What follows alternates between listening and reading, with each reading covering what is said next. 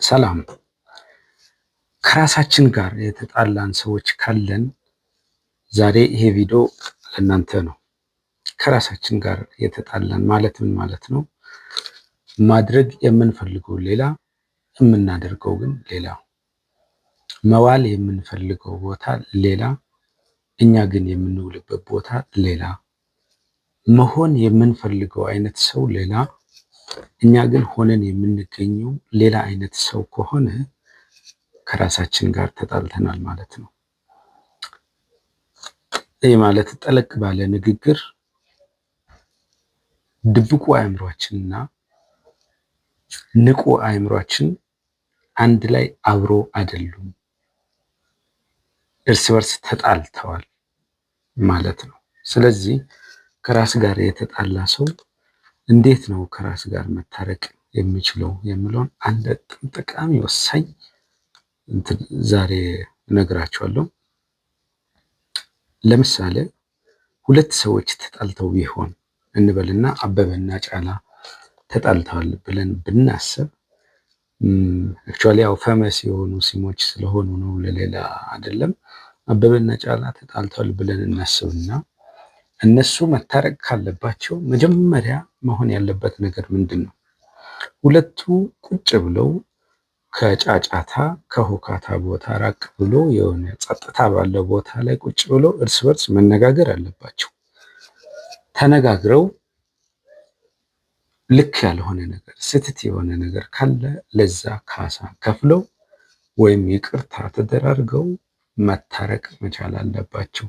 ከዛ በኋላስ ከታረቁ በኋላ ሁለቱ አንዱ የገነባውን ሌላው ማፍረስ፣ አንዱ የሚሰራውን ሌላ ማበላሸት ሳይሆን ሁለቱም አንዱ በሚሰራው ላይ ሌላኛው ይጨምራል፣ አብሮ ያድጋሉ።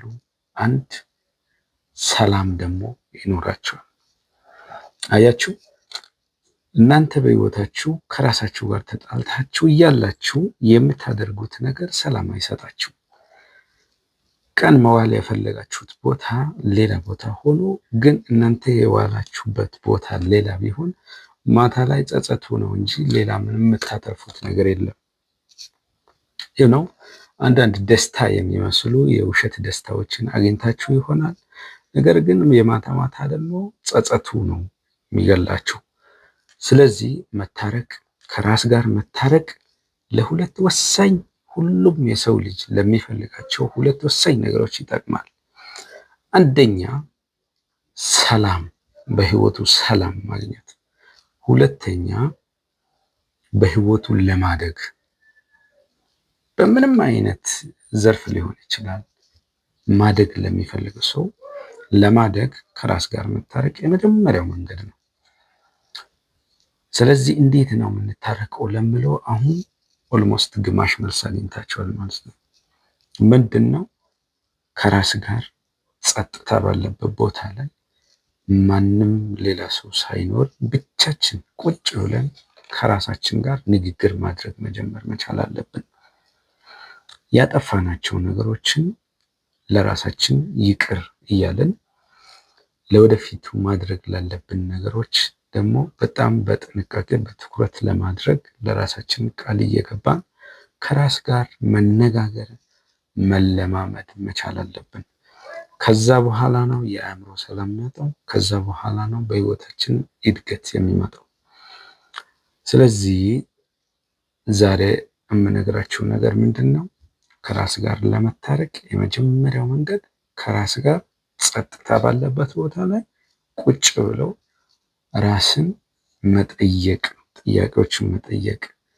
ለምንድን ነው እንደዚህ መሆነው? ምንድን ነው ችግር የሚለው ነገሮችን ሩት ኬዞችን ማጥናት።